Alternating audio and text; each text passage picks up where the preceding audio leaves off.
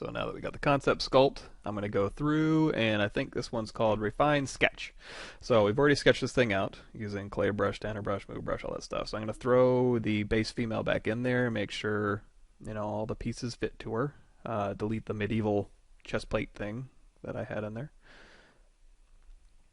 And I'm going to go through and refine this. So basically what refining means is I like the forms, I like the shapes, I like the proportions, and I'm just going to go in here and do a little bit of, basically make your brush size a little smaller. Even doing hard edge stuff, especially doing organic stuff, but even doing hard edge stuff, I'm a big proponent of, get your rough stuff in there, just like making a sketch, get your big stuff in there, and then, drop the opacity of that layer, make a new layer, and just go in there and start refining. This is the exact same thing as just, I got my big sketchy stuff in there. Now I'm going in there, and before it was a lot of, smooth, just to kind of smooth out my shapes, but now instead of smooth, I'm doing a little bit more polish, a little bit more trim dynamic. So I'm using H polish and trim dynamic and standard brush, maybe a little bit of pinch, still clay brush, but instead of clay buildup, I'm probably using more clay brush now. So I start out when I'm concepting doing clay brush a lot, and then I start doing or clay buildup a lot, and then I start using clay brush more and more because it's a little bit more of a refined shape. And masking still. But again, yeah, I'm still using standard brush, but now my standard brush is a little bit smaller. Or maybe I'm using Damien standard brush, which has a little bit of a tighter radius, so I can go in there and dig in a little bit cleaner lines. Again, I don't consider this hard edge modeling or really even hard edge sculpting, and I'm still pretty loose. As you can see here, I'm still making big changes. I mean, once you start refining your stuff, you can still notice things that are like, oh, what might be cool. Just because I have a little bit more detail and my lines are a little cleaner doesn't mean you can't go back in there and start making changes. So you can use a clip brush, trim brush. So if you're using clip brush and you clip a piece back and you notice it's leaving behind those little thin things, well, the reason it's doing that is because when a clip brush goes out there, it just takes those polygons and smooshes it straight back to that line, which is very, very useful.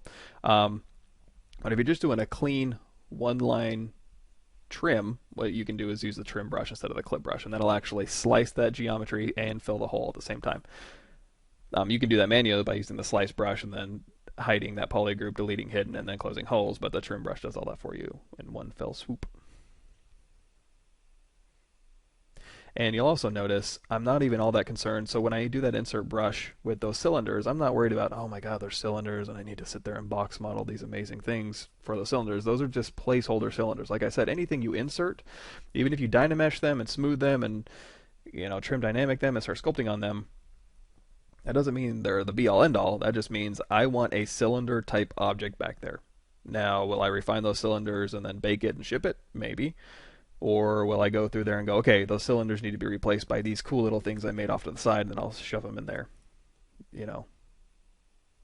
That's all decisions you need to make. So I'm going through here and masking these out, or I'm showing them. Or what I'm probably doing here is masking it out, polygrouping them. Again, mask, Control W to polygroup what's under the mask, and then hide point split hidden or split unmasked or whatever you want to do to get rid of those, or Control Shift click and then split hidden. So with all those isolated, I've got all these pieces now. So again, this is refining that sketch. Now what you would do with those pieces, and what I do here, just again, there's a million ways to do this, but here's one technique.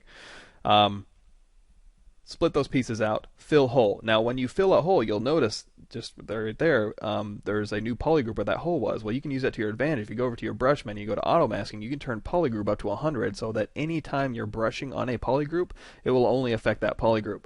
That is the exact same thing with that fill hole. So if you fill a hole and it's leaving you those sharp edges and all that stuff, what you can do is take that fill hole, isolate it, use your transpose, Control Shift to get an extrude.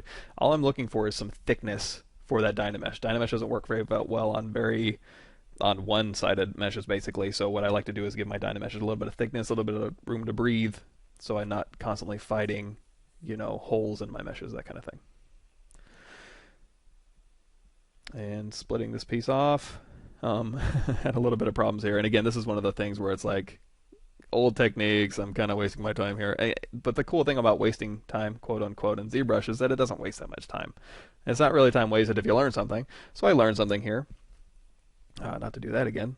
So I would have used probably just a retopologizing with some thickness there to get some nice clean geometry in that shape instead of fighting that thing for 10 minutes. But again, I learned something and it only cost me 10 minutes. It wasn't like I spent half a day doing that.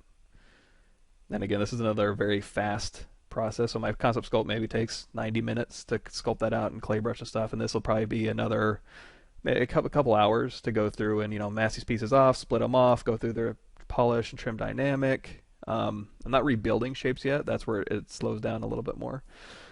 This stuff's still pretty fast. I'm gonna go ahead and get rid of her body because I know all the armor fits. As long as I don't make any major changes, her body should still fit. But I'm gonna go ahead and just keep her head there because I know I'm gonna be refining just the helmet. So I'm gonna go ahead and cut her head off and make sure it fits inside the helmet, and I'll probably leave that in there for the duration, just to keep me honest. And you can always select the head, turn on transparency, and you can see where her eyes are inside the helmet, and where you might want to put some pipes or something. And I purposely made the visor. I don't know if it's a cliche now, or I don't know what the popular things are now or not, but I purposely made the helmet and faceplate and stuff. I didn't want her to have these eyes or 3 eyes or 6 eyes or night scope vision. I wanted it to almost be like the only thing she really sees is what the sensors tell her. She doesn't have a motocross helmet that has sepia tone and has little overlays of information on it. What this is just straight up heads up display. If she wants to switch to infrared mode, she's got a sensor that does that, and now she's got predator vision or whatever. So I purposely made that visor thing just completely opaque, metal, hard shapes there. And I even downturned the things that kind of look like eyes. I downturned those so it's even more shady. She's not looking at you through little peeper holes or little lenses or anything. She's having to get that information given to her through her mechanical pieces, her mechanical parts. So I even downturn those eyeballs a little bit, those eyeball shapes a little bit. And looking back at this now, I probably would have even done it more so, or even spaced them out further, or drag them below, maybe given her like a killer whale type look or something weird, just so it's not so eye-like she's got a little bit of hooded eye. I would have actually pushed that a little bit further maybe, but whatever. Again, just popping pieces off, refining them, super quick.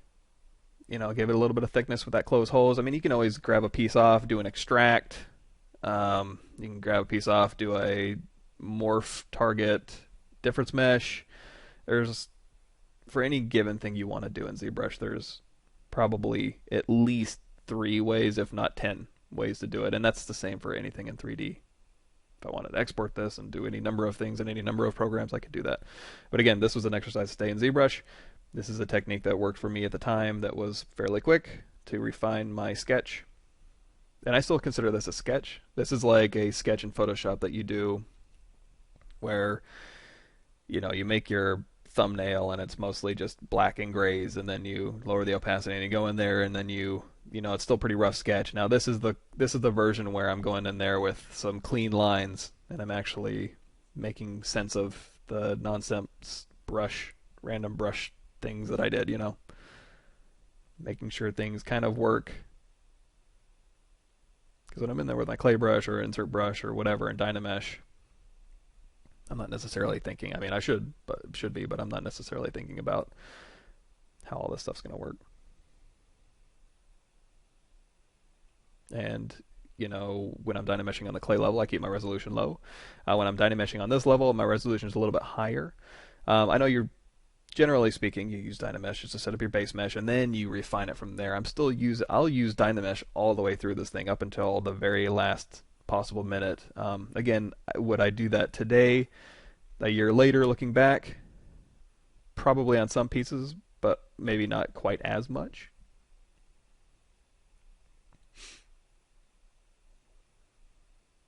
And there's new techniques I learn every month or every week, depending on how much I'm actually in ZBrush, which unfortunately isn't all the time.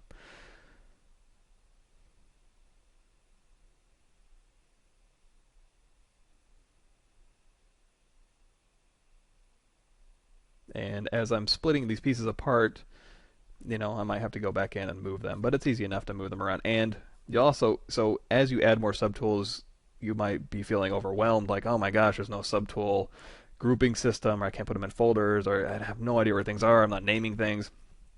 What I've learned is, I and just like anything else in ZBrush, I keep everything on the screen as much as possible. If I find myself going off to the side, I feel like I'm architectural manufacturing modeling, you know what I mean? And I hate doing that with a passion. If I'm making something, I want to stay on the screen. I don't want to be typing in values off to the side. That drives me nuts. And it makes me, it immediately removes me from anything creative I might have felt I was doing if I'm over there off to the side. So it's on the screen, and I want to make sure that I stay on the screen. And one of the ways to do that is, so for my layering system, all I do is Alt Tap, and that selects the subtool that's on the screen.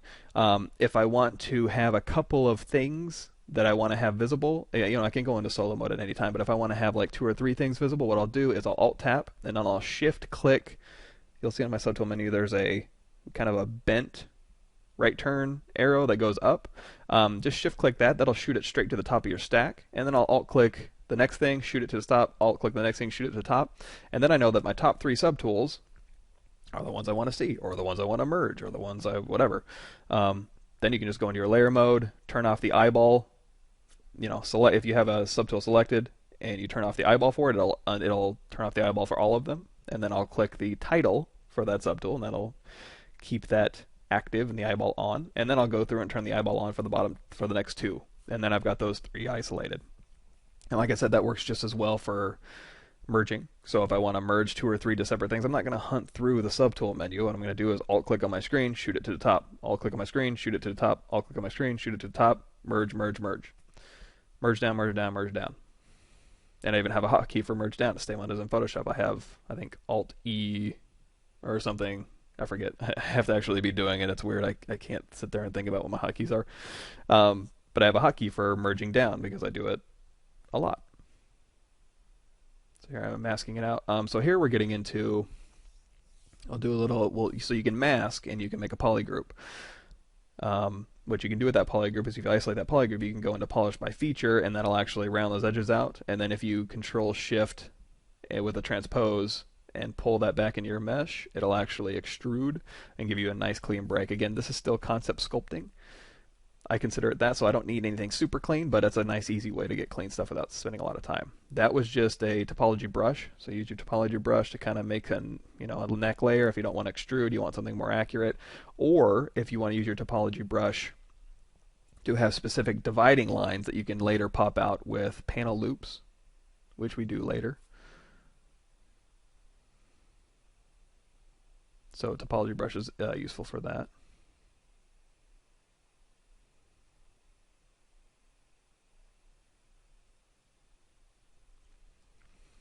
And there I ran into a problem, I think, where, so Dynamesh has a resolution, and if you're at 2048 and you're Dynameshing and you're not getting that much resolution, one thing you can do is have all your subtools visible, and then you go to your deformations size and just crank that up to 100 on one of them.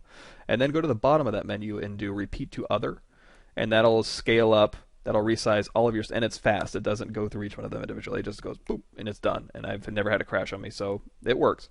Go through and size them all up, and then when you Dynamesh at 2048, it'll be at a neat, because again, if you go back to the Pixelogic ZBrush Central and you look at the Dynamesh videos, I talk about this in their videos where its resolution is size dependent.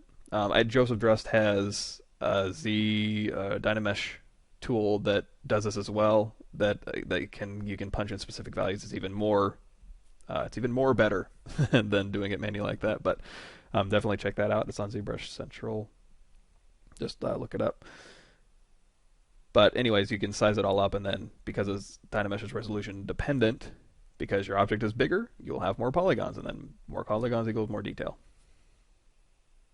You will run into limitations and weird issues if you're way far outside of the middle of the bounding box. I've noticed, like if you're working on fingertips, your size doesn't really matter. So there's been times where I've had to bring it to the middle and work on it, and then shoot it back. I don't know. I'll have to research that more to explain it better, I think. But for the most part, that general rule should be okay. And again, it is a more refined sculpt, and I'm going to probably either rebuild these pieces or pop them out and refine them further, depending on how much time I want to put into it. But give her a little bit of cloth on the back and a little bit of rubber seals there, and we'll put in some stitching there eventually, and just refining, make it a little bit cleaner. And I'm going to pay much closer attention to the amount of time I spend on these things, because I don't want to just throw out fake times. I know generally the stuff goes very fast. If I was to try and box model all this stuff in Maya or 3D Studio Max or Modo or whatever, number one, I wouldn't be able to do it. I can't. I'm not the kind of box modeler. I wish I was. I really do. But I'm not the kind of box modeler who can go in there and make these shapes and smooth them correctly and get edge loops and build circles and on the curves, and I'd shoot myself. I try and I try again and I fail. So maybe one day I'll be the world's best box modeler, but I'm not. So in the meantime, these are my techniques.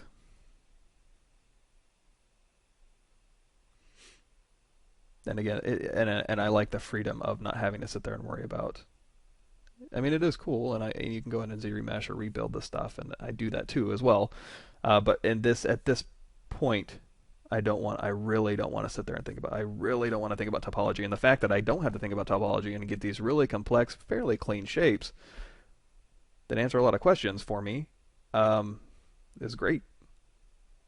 Another thing you can do is if you have, like a thin piece like that, and you have a cylinder, let's say you have a bolt that you want this thing to rotate around. Well, go ahead and put that bolt in. Now, if you want to make a hole around that bolt, what you can do is just duplicate that cylinder, because you're going to keep the cylinder for your bolt. Just duplicate that, maybe scale it up a little bit, and then use that as a subtractive mesh for your other Dynamesh. So what you do with that is I'll shoot the one Dynamesh up to the top, I'll shoot the duplicated bolt up to the top, and then what I'll do is I'll turn that duplicated bolt into a subtractive mesh. And by doing how you do that is you click on, you got those three little kind of two circles, a half circle and a half circle, and then those little icons. If you click the middle one, that makes it a subtractive mesh. You merge that down, do a Dynamesh, and it'll subtract that second mesh right out of there. Now, you do want to be careful if you have multiple polygroups. Sometimes it'll give you a little bit of error type geometry. So what I do, just to play it safe, is just Control W on both of my meshes, and then merge them down with the subtractive mesh, and then it'll Dynamesh that right out. And again, I know this is very abstract. If you haven't actually done that process, I would be very surprised if you could just go in there and do that. I'm the kind of person who needs to see this stuff. I understand that. There's videos. Joseph Druss did videos on Pixelogic where he does, that exact process. I think he makes like a military type thing using that process. So just go to Pixelogic, go to the Dynamesh videos, and just watch those, and you'll pick up on exactly what I'm talking about. And I will soon.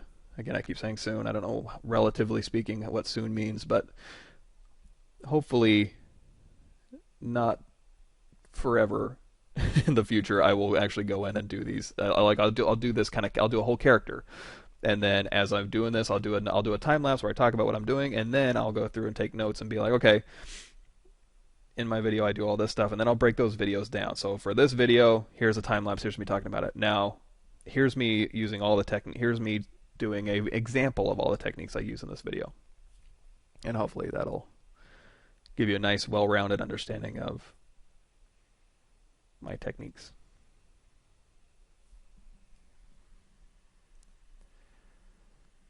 And even for these small shapes, I'm not in rebuilding mode yet, so just really quickly I'm splitting these things off.